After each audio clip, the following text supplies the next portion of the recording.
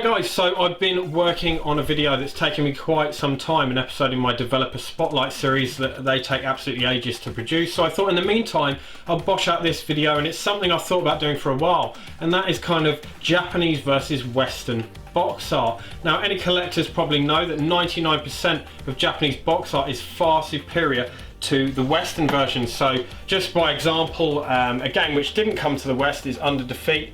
Try not to get any glare there. Under Defeat on the Dreamcast. That kind of sums up the Japanese box art for me. You've got the anime style characters really nicely drawn. You've got the ship in the middle there, the helicopter, just showing you a little bit about the game.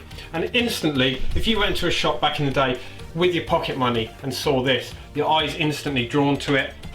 Another game that we did get in the West as Darkstalkers, and that's Vampire Savior, and straight away just cool looking box art, really bright colours and really cool looking characters. And that's kind of the Japanese box art for me. They always had really vibrant colours to draw your eye, and I find that some of the Western box arts are just really dull and they don't kind of draw your attention. And back in the day when we were young, in the late 80s and the early 90s, you go out with your pocket money, and quite often you were going on box art alone. You didn't know anything about the game. You might have a couple of screenshots on the back, but generally what was drawing your attention and getting your money was the look of the box art. Now yeah, we've got a few examples in this video that I think had awesome Japanese box art, but when they came to the West it ended up absolutely awful. You know, it happens on every system, the Famicom, Super Nintendo, Mega Drive, all the Sega consoles. You'll always find that the Japanese box arts are generally much cooler. So I'd love to hear what your suggestions are in the comments. Are there any games that you think were awesome with the Japanese box art, but when they came to the West they were absolutely awful? And if I get enough suggestions, I may do a follow-up to this video, like a viewer submissions episode of it. But I hope you enjoy, guys. So let's have a look at some absolutely hideous Western box art. Let's start with some famously bad box art. Phalanx on the Super Nintendo in North America.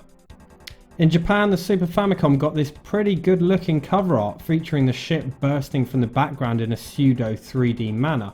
It looks simple but awesome and conveys the gist of the game. In PAL territories we got something similar, although nowhere near as nice, but at least it still gets the point across. Now North America got this monstrosity.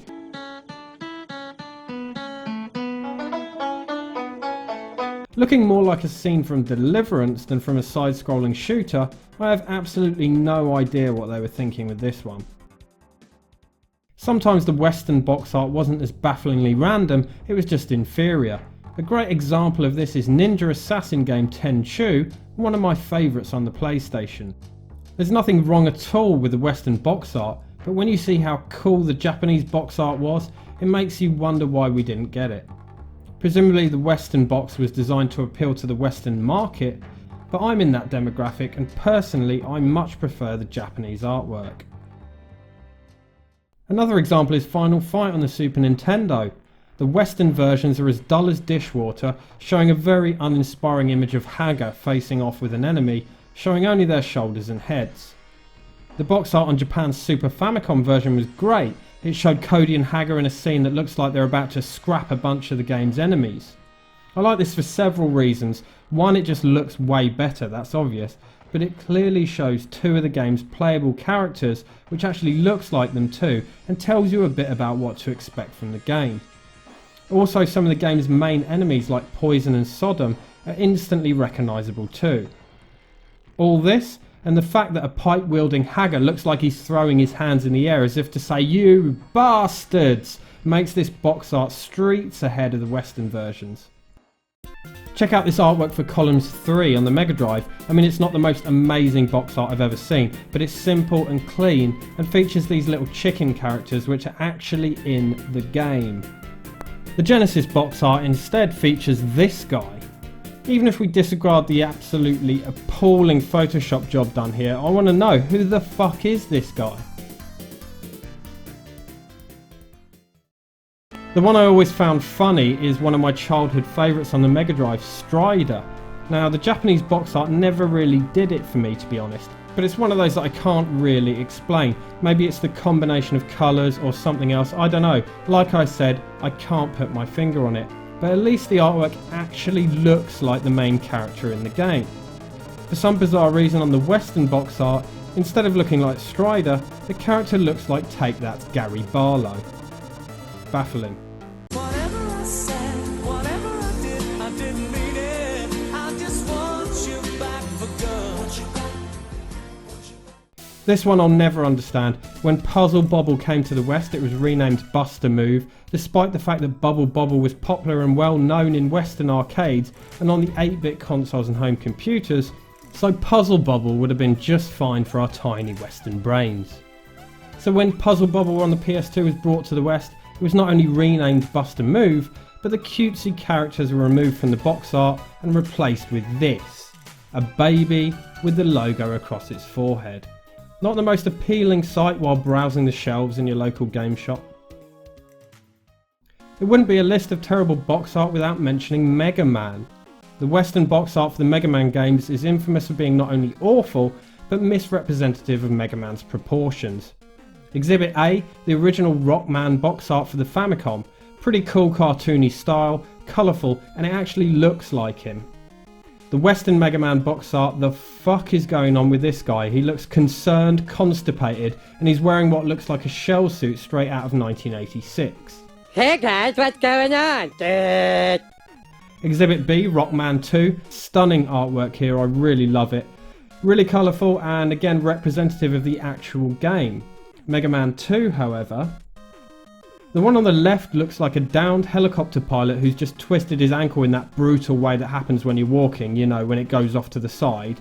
Ouch. He won't be leaping from any platforms after that.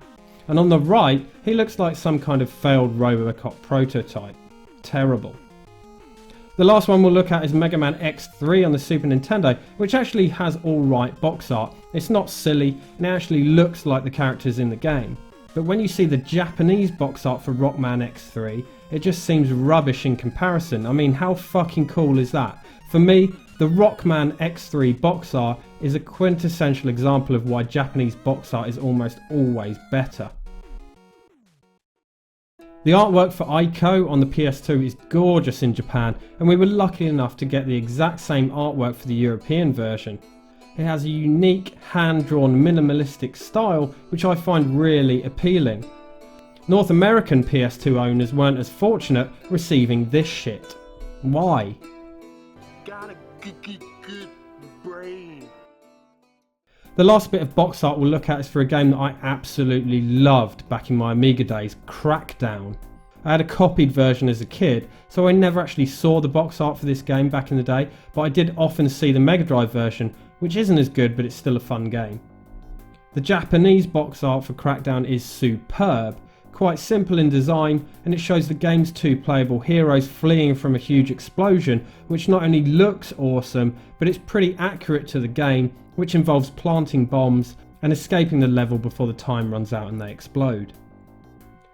The Western Mega Drive artwork makes the characters look super camp. It's like they're about to do an 80s workout video rather than blow up a building.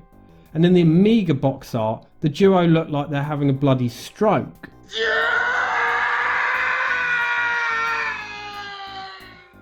And what's that goat dude all about? And this is mental, as I'm 99% sure there were no chimps in the game. Very strange.